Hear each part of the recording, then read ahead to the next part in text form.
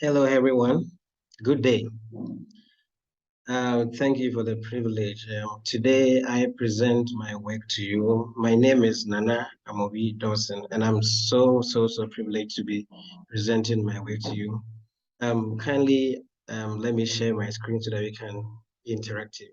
Thank you.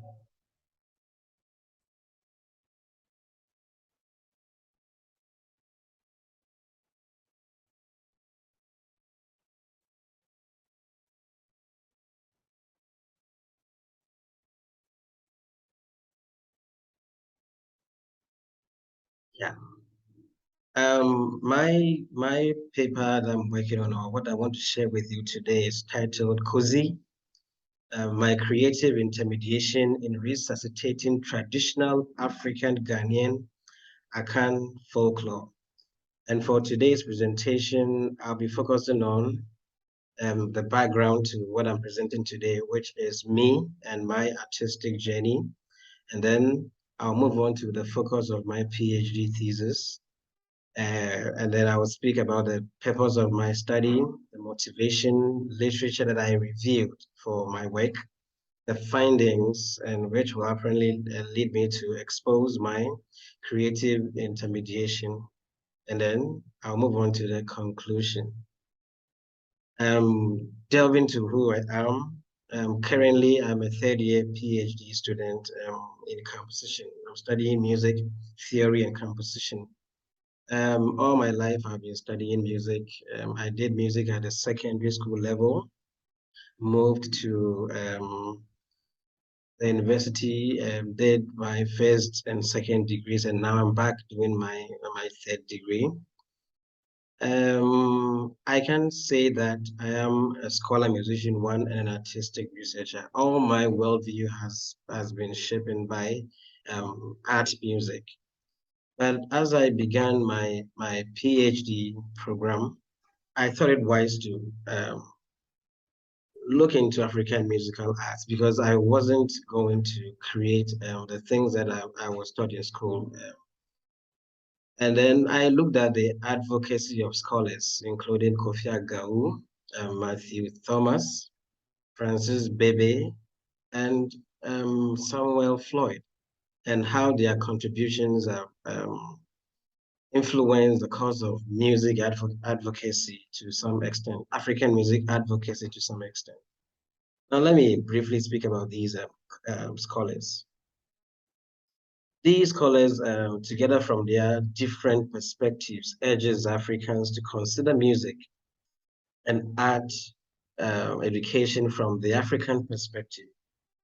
Bebe, in his work, A People's Art, helps his readers comprehend African art from the perspective that African music is an unadulterated art form since it is constantly mixed with other art forms such as poetry, drama, or dance, and is without doubt one of the most enlightening forms of Black soul expression. Samuel Floyd also challenges his readers in his book, The Power of Black Music, to consider the power of African music through the lens of syncretism. That is a cultural space created by colonialism and the impact Black cultures had on European music, as well as how it has influenced today's music. Agao also discusses African art music from a historical perspective through the tenets of colonialism to post-colonial Africa. From his point of view, the dissemination of arts and culture can be seen particularly through African music to the rest of the world. African music, in his opinion, has now evolved into an entity that attracts experts and aficionados. Agao raises issues about the content of African music, asserting that it is a worldview that allows for the natural and genuine expression of emotion. Furthermore, African music is an art form that is interwoven rather than separated from social life. It is it is natural rather than manufactured and has profound human material importance. Agao remarks that academic discourse on African music advocacy rarely reflect the spirit of African music. This is because the scholarly community is large and dispersed, preventing the emergence of a communally based critical practice. This is vivified by the fact that the number of African scholars actively engaged in African music research is few. The field is dominated by experts whose consequential leanings are to the metropolis, which is the West, not Africa. Much of the knowledge sourced from the continent, according to Agaum, is directed outwards. And the fact that many regard African music as an art form primarily based on oral tradition. These variables pose unique obstacles to those attempting to create texts and describe its analyzable object. Consequently, these tangled experiences slightly dampen the kind of critical vigor that African musical arts deserve. According to Matthew Thomas, African musical art, particularly music, can be extensively explored and used in the African learning institutions to educate learners and, to embrace the continent's rich history, particularly paying attention to the injustices and the continent suffered at the hands of the Europeans, and eventually coming to terms with the experience and using the insights to build and secure a better future. He advocates for a curriculum that uses South African resistance music, which can be applied to other regions to teach its younger generations, about their struggles and distorted history and how the sensation can be reconciled and used as a foundation for peaceful coexistence between us as Africans. Because to us as Africans, our arts define us and connect us as one people. So reviewing works by these scholars made me learn that there is a lot of um, interesting things about our music or about our art that is not being communicated well. Even in our schools, hardly do we learn about African music. So I try to narrow this down to Ghanaian musical art, since I am a Ghanaian and I wanted to look at this problem from the Ghanaian perspective to see whether these beautiful things that these scholars are talking about is even practiced in our schools. So I found out also that Ghana is rich in musical forms and other artistic resources, language, dressing, our way of life, modesty, and so on. But unfortunately, if I may use that word, these heritage has been reduced to occasional and learned about arts. They are not studied throughout the basic to institutions of higher learning. Myself, I'm going through the education system in Ghana. The only time I get access to learn about African music is when we have occasions and we are supposed to display these arts. But it is not really taught in school. It is not, and to me that is a problem. How can I be an African and then things about us are not being really studied in school? We don't teach these things in school. And again, I looked at the present state of Ghanaian musical arts, and I found out that the Ghanaian forms are being replaced with forms from other cultures through cultural exchange and technological advancements. On a normal day, if you want to try and watch something on a television, and then you scroll through, you will see that there is little about, sorry, there's little about the Ghanaian culture which is being portrayed on our televisions. Likewise, if I want to teach, I'm a high school teacher. If I'm teaching and I want examples to actually talk to my students about, I get some of them on a few websites, but there is no hub intentionally made for these things that you can refer to. We can constantly put knowledge, store knowledge there so that we can use these ones to teach our children. and you always have to find a way to invent something in class. And then sometimes when you go out, you record some of these things for um, illustrative purposes. And I felt no, something should be done about it.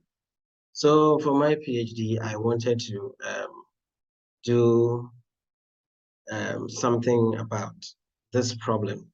I'm a composer, and I didn't want to create anything of this academic standard. I mean, writing a concerto or a sonata form and so on. So during the thinking process, I wanted to create something that I can also use that as a form. I can also give that one as a form for people to emulate. So I used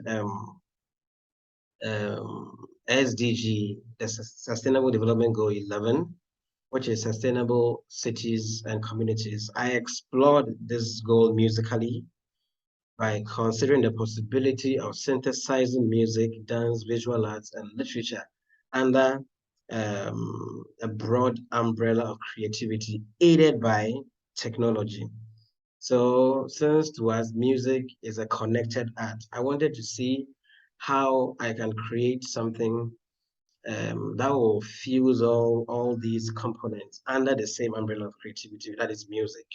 Because as it were, music to us, we cannot isolate different components of the arts. Whenever there is music, you will see people dancing or reflecting or doing something else. And again, I wanted to revive something which is going extinct, or it is not even existing anymore. And I relied on UNESCO's 2003 Convention on Safeguarding Intangible Cultural Heritage. So I remembered a certain form that I benefited when I was growing up. My grandmom will call us in the evening, tell us stories and advise us, and it was a beautiful thing. But nowadays, due to modernity, these things they are vanishing. But it is not about the form; it is about the moralistic things that we were being taught through those forms that um, I was worried about. So I said, okay, why not pick this form and then try to make it or enhance it into a musical form, my customized musical form. Maybe when I'm done, I can leave the blueprint so anyone who wants to compose like that can use the print. That is why I picked the KODZI form. Now, let me speak a little about the form. So KODZI is an umbrella term for Ghanaian-Akan traditional folklore. And inherent in the KODZI are several creative or art forms, including the KODZI itself. We have an Ansesam and then Toli. And these forms were carefully designed by Akan forebears to create consciousness, disseminate knowledge, and teach or imbibe cultural and moral values. Now, the KODZI was a significant initiative by the Akan forebears to establish appropriate means of preserving and passing down exoteric teachings, myths, history, etc., concealed in the Akan or the African philosophy.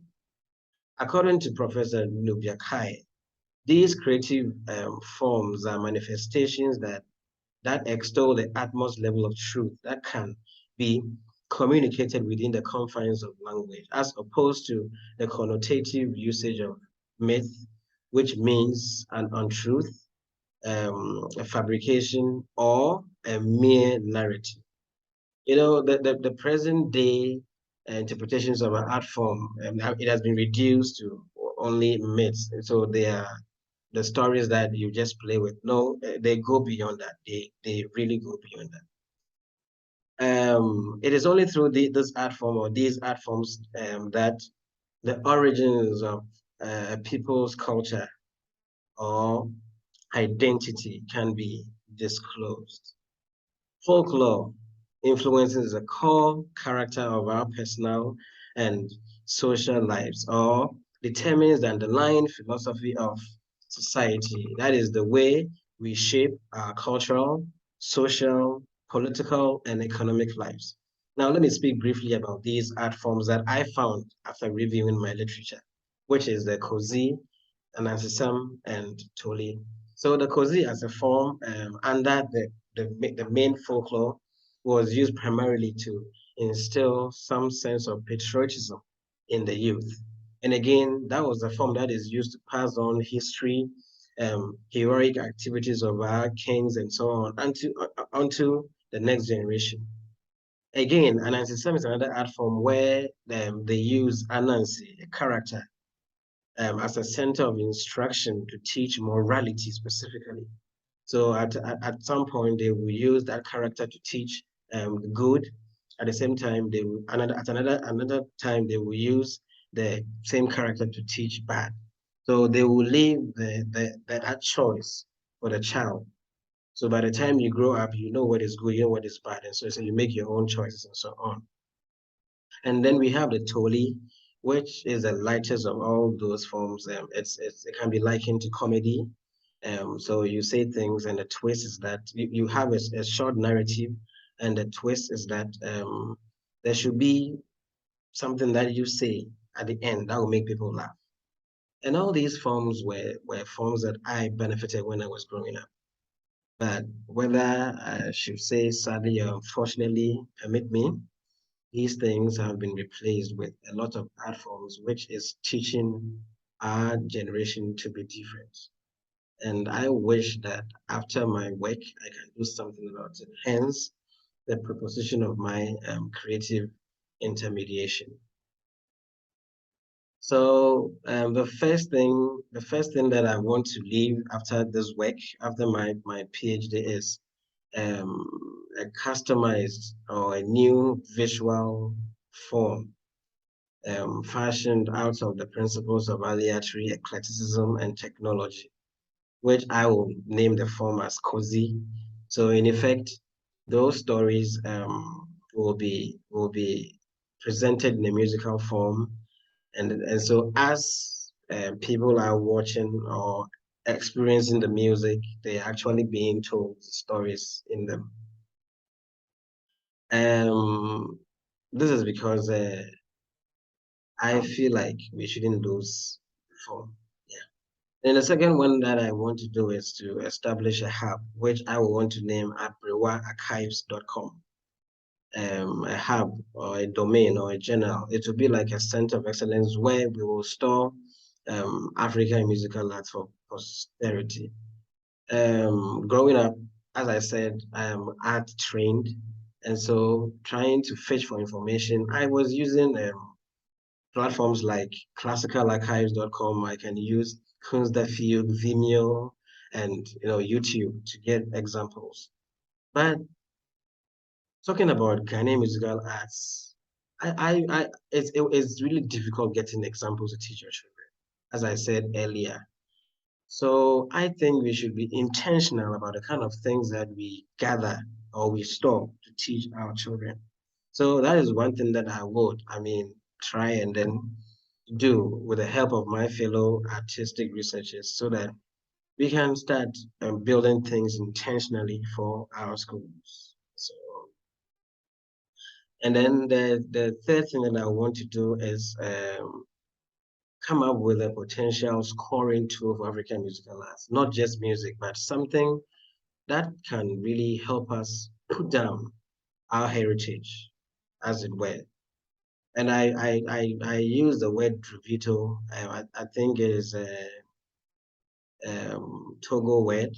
I picked up from a scholar, and then the Druvito is like a storyteller. So their job was to go around the community and then look at the happenings and then try and then create stories out of them and then tell it to the children in the evenings. So this is one of the things that I want to do. And again, writing down African, I know scholars are trying to come up with a suitable tool for writing African music, but it's a challenging thing right now. Maybe I want to add on to that to that discourse and see what I can come up with. because the traditional tools that we've been using so far, the Zibelius, the finale, it wasn't created for our kind of music. So there are certain things which is left. So it can be used for certain parts of the music, but not for everything. So I want to see the possibility of bringing up my own scoring tool of African music. Only the last one is a device that I want to also work on, which I have named Diary. So Diary is a Soninke word for um, griot. So griot it's a heavy word. So it has a lot of meaning. It has a lot of components. So I want to see the possibility of creating this device, and then this device will be made of recycled plastics. I want to see the possibility of cleaning the environment and turning these waste into something better, especially so that those in the remote part of Ghana can have access to these devices and then learn something, because it will be solar powered. There wouldn't be any need for electricity. They can use that one for a lot of things. We can even come to the city, try and then get the stories that they study in school and then put them in these devices. I'm thinking around it, so I wish that it will work. So these are the things that I want to bring on board after successfully completing my work, to see how I can also contribute my quota to um, um, preserving Ghanaian cultural heritage. I believe these creative intermediation I am exposing may encourage collaborative research among African art scholars to adopt cross-disciplinary approach to knowledge construction and African art preservation for artistic sustenance. The initiative may also go a long way to help create a sustainable future and a healthy environment for the Ghanaian society. I also hope this remediation will encourage collaborative research amongst African music scholars and enthusiasts into African musical arts, in the hope of providing resourceful materials to be used as instructional tools in our schools. The initiative also may hopefully spark some light among Ghanaian educators, especially to develop sorry, generally to develop a special interest in African musical arts to advance the continent's cultural and artistic worldview. Thank you so much for your time and for listening to me.